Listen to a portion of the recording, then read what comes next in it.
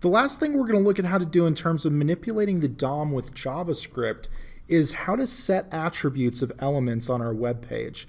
Now, we actually just did this in the last section when we set the style attribute properties of different elements on our page. So the style is an attribute itself. But let's take a closer look at exactly what we're doing.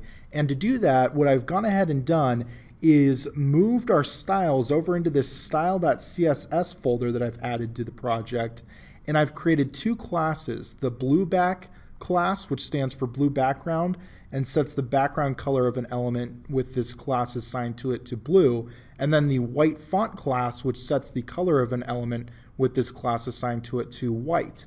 And I've, of course, included this as a link in the head of our web page. So back in our app.js file then, we don't need to actually set the styles of these elements. Instead, we need to set the class of these elements so that they have the appropriate styling from our style.css file. And to do that, I'm going to go ahead and replace what I have here with some new JavaScript. And this JavaScript looks as follows. We still select the elements and we set an attribute, but in this case we're setting the attribute class name and we're setting it to the name of the class that we want to apply to this element. And we do it again with our paragraph elements. So we set the blueback class to our main div and we set the white font class to our paragraph elements.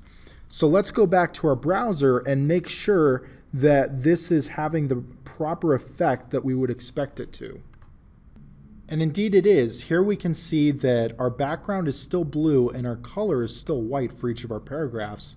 But down in our console we can see that it's been updated where each of our paragraphs are now p.white font, indicating that a class of white font has been assigned to them. And our div element is div #main, meaning it has the ID of main, .blueback, so it has the class of blueback assigned to it. So everything works properly here, and hopefully now we understand how to set attributes of elements using JavaScript.